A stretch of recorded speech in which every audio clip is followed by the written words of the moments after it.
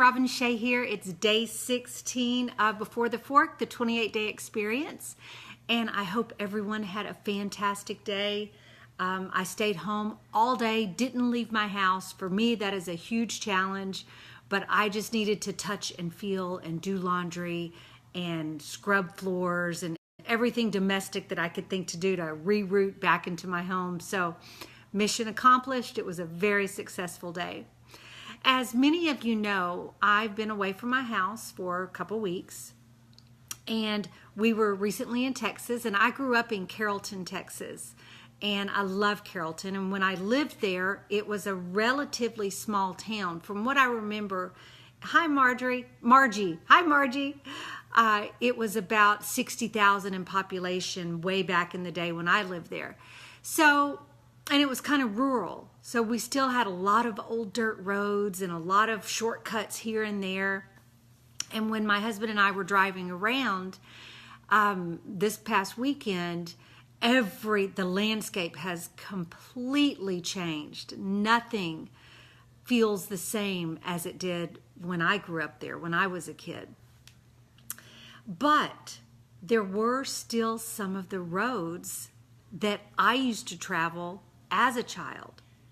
Even the shortcuts to the lake, all of the roads seemed to be there, even though they didn't have the traffic that they had when I lived there. So they had been completely rerouted. And that got me to thinking on the way home about unwiring and rewiring our new habits. So often you may think, okay, if I just do this long enough, that old habit is going to completely fall away. But you really have to think of it as a road system, like me visiting Carrollton. The old roads will never fully wash away. The old habits will never fully wash away. If you were to take a section of your brain and look at the neural pathways, they look a lot like roads, just roads. They're ruts in your brain, and it's where the signal, the synaptic connection, it's where it travels. And yes, you can build new connections, and that's exactly what we're doing. We're deep into phase 2 for another, let's see, until the 24th, I believe, for another several days. We're deep into that rewiring process. But that will never fully negate the old patterns that you had established in your mind. Hi, Deborah. So, what happens when we abandon an old habit, introduce a new habit? Well, you're left with two choices. You have the old way home, the old road to your house, so to speak, that is totally familiar, totally predictable, and now you have this new path that you're still a little uncertain about. You don't know quite how to travel that road, but you're trying to make this new path.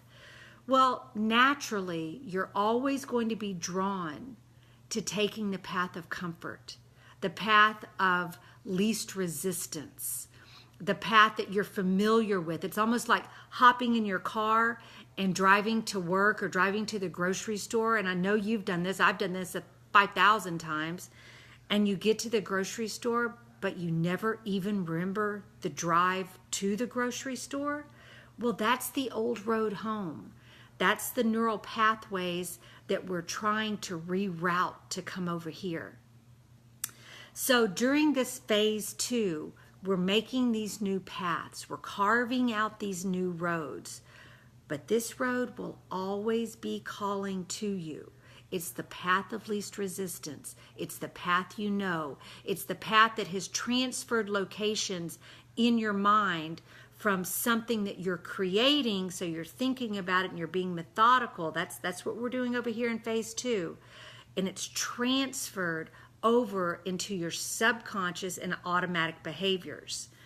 So it's always going to be there, but what's going to happen over the course of time is that this new route is going to get deeper and deeper until before you know it, it's equally as compelling as this old path. So now you're faced with choices, because they're both equally as effective and they both get you to where you're going, right?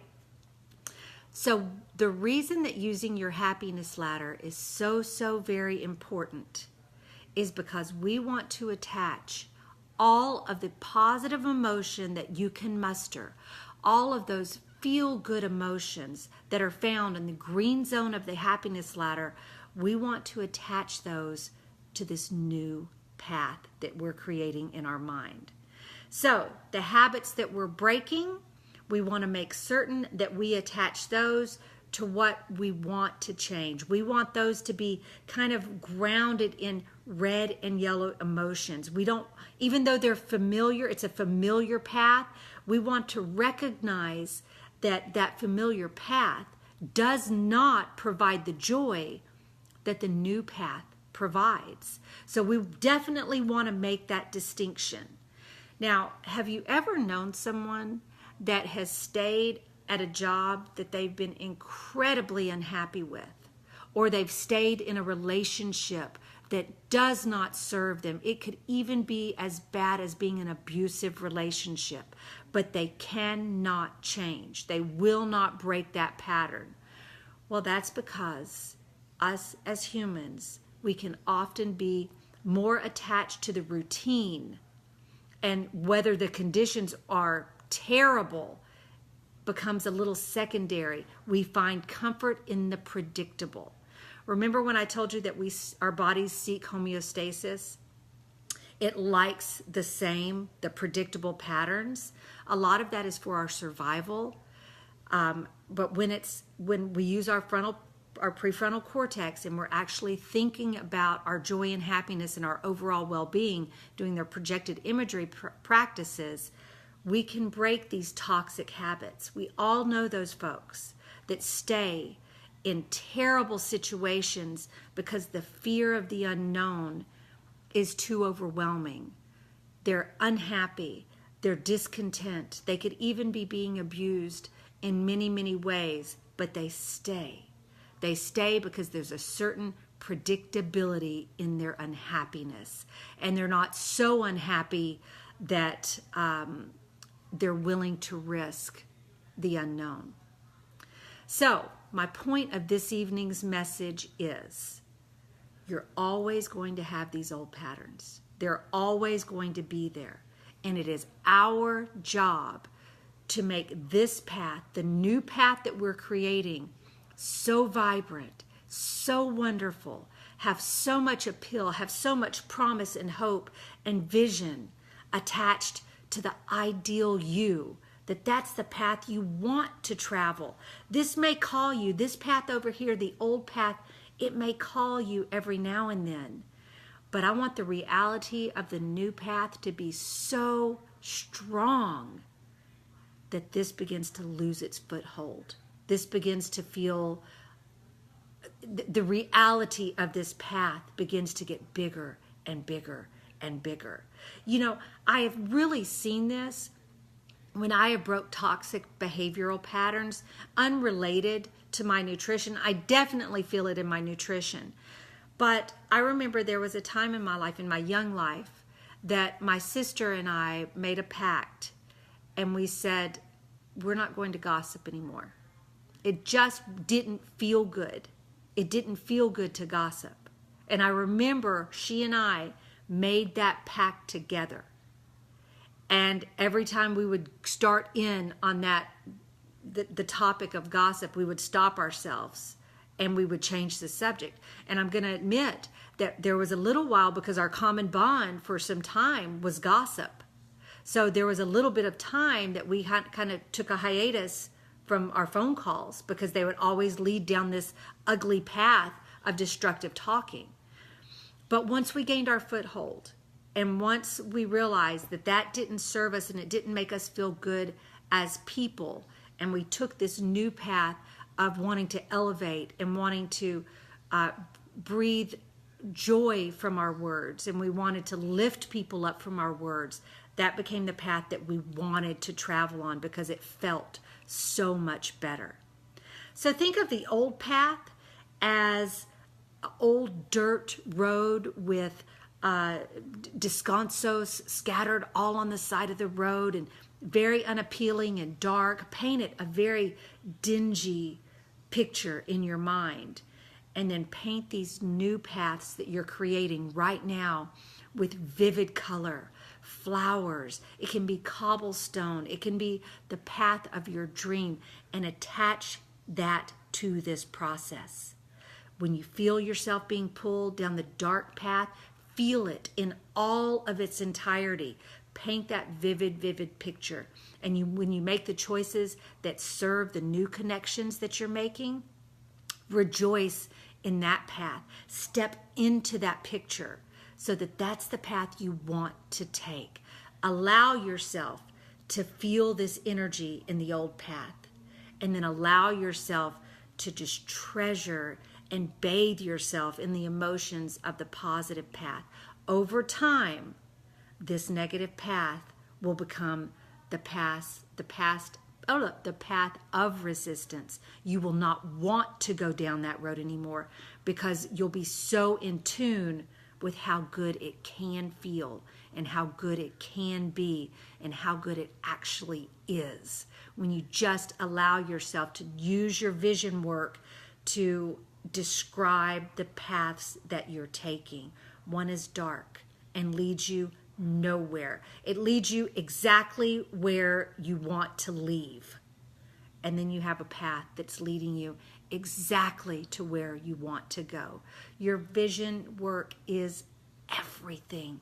It is so powerful and it is so potent. Use it when helping yourself understand how to unwire and rewire. And this is what I mean when I say you can change in a state of joy and inspiration, which is painting this picture in your mind, or you can change in a state of frustration and depression. And that would look like your doctor telling you, if you don't do this, this is going to happen, and you resisting the change every step of the way. You're grounding that change in negative emotions.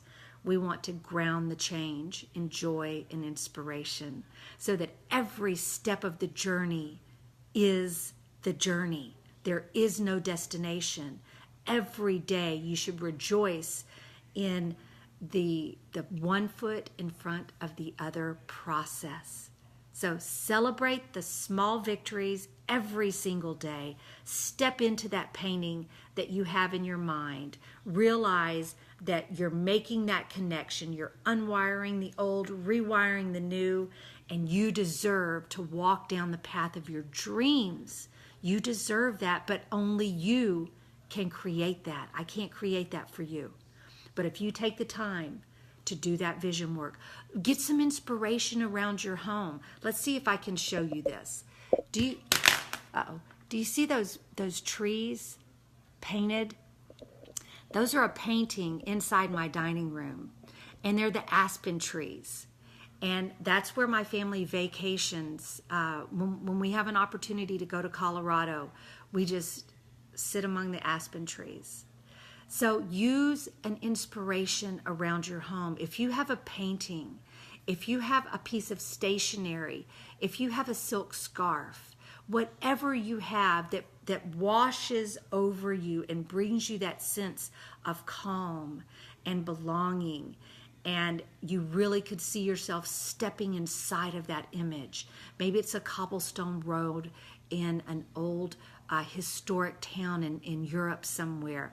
Maybe it's a dirt road surrounded by wildflowers on either side and butterflies, and the sun is peaking, and there's beautiful live oak trees all around the path. Whatever it is, paint that picture and attach that to these new connections that you're making in your mind, so that every step you're taking down that road. And then anytime you make a slight deviation and you start being pulled toward those subconscious behaviors that you're trying to unwire, I want you to picture that as dark and desolate and bringing no joy and no glory to your life. And you'll start feeling that pull Where would you want to walk? Where do you want to walk? Yes, this path may be only in your imagination, but that's where everything is born. Everything is born first right here. So step into this future. It's as real as you make it. And that's part of the unwiring and the rewiring process. Thank y'all so much for joining me tonight. I hope that's a little bit of food for thought. This is day 16, the evening message of Before the Fork, the 28-day experience. Incidentally, I am uploading all of the videos on my YouTube page, and that's just Robin Shea, and they're listed in order. So you can go down if you miss a day. It just may be a little bit easier than following right here on the Facebook. Of course, I'll always go live on Facebook, and then I transfer it over to my YouTube page. So there is no script. This is all straight off the top of my head with an idea that I'm always walking through my day looking for ideas and ways to convey this message to you that may be more relatable and less textbooky. So I'm here for y'all. Any questions? I hope that y'all are feeling every bit, as my daughter-in-law would say, all the feels. I hope you're feeling everything. I hope you're feeling the frustration, and you're feeling the redirection, and you're feeling the celebration, and you're feeling the uncertainty. And I hope at every opportunity you allow yourself to climb up that happiness ladder. Lean into the processes. Check your pillars of support, all 6 of them. Make sure that they're nice and solid and underneath you. Recognize when you're in phase 1. We're getting ready to move into phase 3. Oh, let's see, 8 days, I believe we'll be moving into phase 3. And that's going to bring about a whole new set of feels that I want you to walk through, and I want to walk through with you. I'm so glad you listen when you're walking, Deborah. That, I'm a walker and a listener. I do the very same thing. Here's my little headset, and I typically always have one in, and I'm listening to a book, some kind of ministry, or some type of motivational music, spiritual music. It keeps me connected to who I am and who I continue to want to grow and to be. So, y'all have a wonderful night. I love you all so very much. Live your best life. Love with your whole heart. And I will be back with you tomorrow morning. Y'all have a good night. Bye-bye.